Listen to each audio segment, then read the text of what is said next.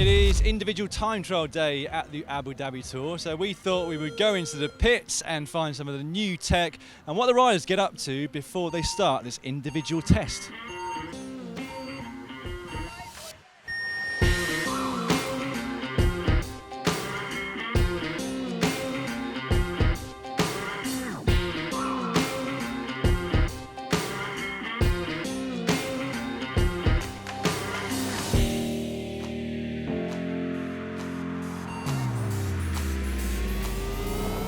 EF Education First are the only team here to be using disc brakes on their time trial bikes, which they were already doing in 2017.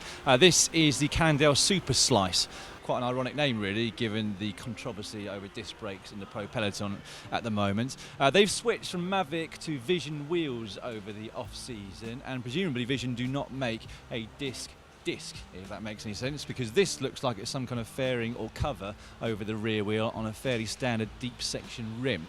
Michael Woods is running a bike with a 56 tooth FSA chainring. Interestingly, he's got Di2 Ultegra rather than Dura-Ace. I particularly like though the head unit mount on this bike, which when I first looked at it I thought was custom, but I've since been told by the mechanic it is a standard Vision product made out of carbon fibre, as you can see. That does make things look very tidy. The bike on the stand here behind me is that of Jonathan Castroviejo, who has moved from Movistar over to Team Sky for 2018 and beyond. Now he is, as you well know, a time trial specialist, and having gone around the course, he's decided to upgrade chain rings. He's actually going for a 58, which is quite incredible, alongside Tony Martin, and not many riders that you see riding a 58.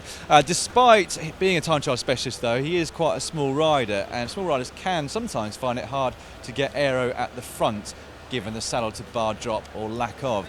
So when this thing has its wheel in, those aero bars are very, very close to it. Not that many of the riders in the World Tour opt to use Shimano's latest electronic shifters here at the front, the SWR9160, I think they are catchily named. Part of the reason for that is because when the UCI measure the bikes and the total reach to the end of the bike extensions, they measure to the end of the shifter, and this newer model is not quite as long as the previous one. So for taller riders especially, who want to get a bit further out and therefore more aerodynamic, they've stuck with the old ones. The other reason could well be that these are synchro shift, so there is actually not a button on here that moves your front mech for you. Not really going to be a problem for them here in a very flat 12-kilometre time trial, but perhaps something to take into account on the hillier time trials to come later this year. These, incidentally, are the bikes of Rafa Majka and new recruit Davide Formolo. Quite the size difference between these two bikes. This is the Scott Plasma of Caleb Ewan, and that is the same bike from Roger Kluger, his lead-out man. In terms of the group set, most of the Mitchelton Scott squad appear to be running the old Dura-Ace group set. So there are one or two time trial bikes with the newer equipment on it. Caleb is running a 55 tooth chainring.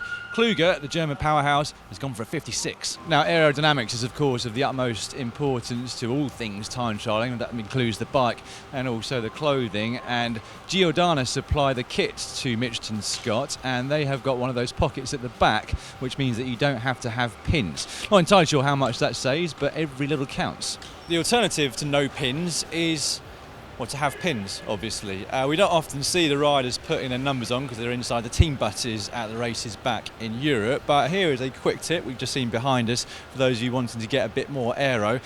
Bend over and get somebody to pin it on from behind, and then you should have it flapping in the wind so much.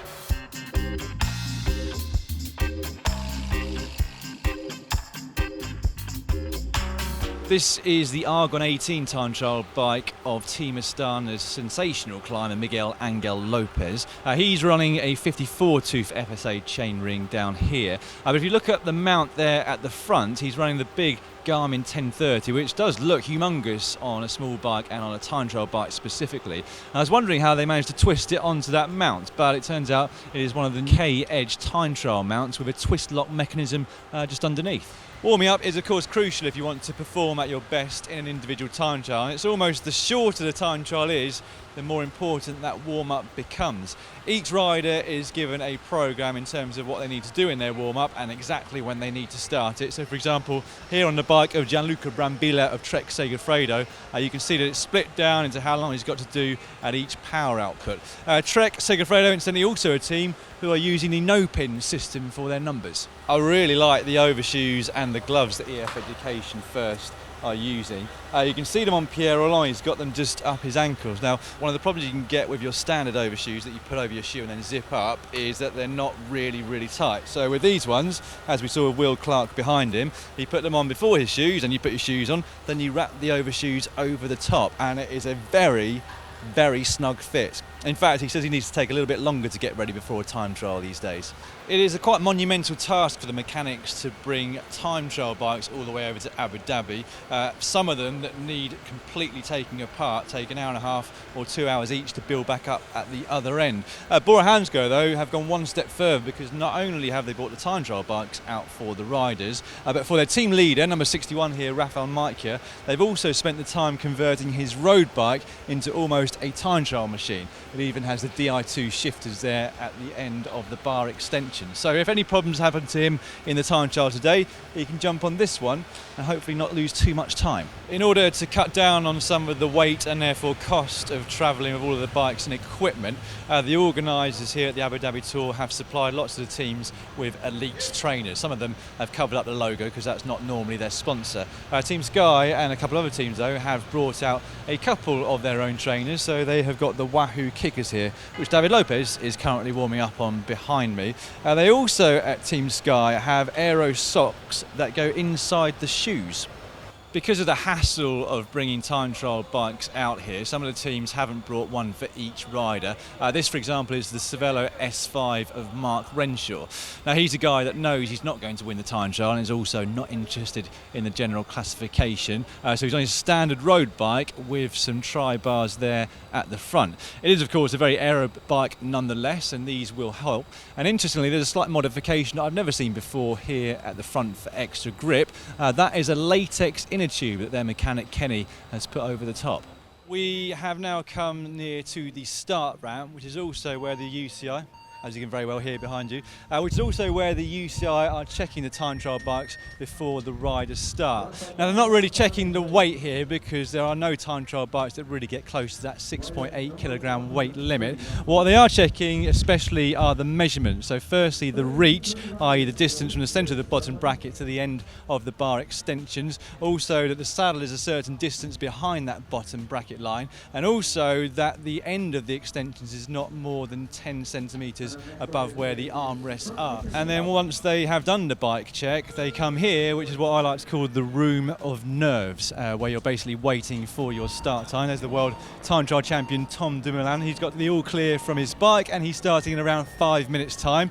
When he gets close to that time, he'll go up these steps, and there it all begins. And that's it, all done for the day for Tom Dumoulin. Not to be his day today, in fact, because despite the meticulous preparation and hours put in by his mechanic, he was unfortunate enough to have a mechanical out en route, although I'm sure he'd much rather that happen here than in the more important races to come this season. Right, I hope that's given you a bit of an insight into the tech and the preparation that goes into these individual tests. If you've enjoyed it, you could be kind enough to give us a thumbs up just down below. Make sure you subscribe to GCN Tech, because we'll have plenty more coming to you from pro races this year. And if you would like to see our roundup of general tech from the Abu Dhabi Tour, you can find that by clicking just over here.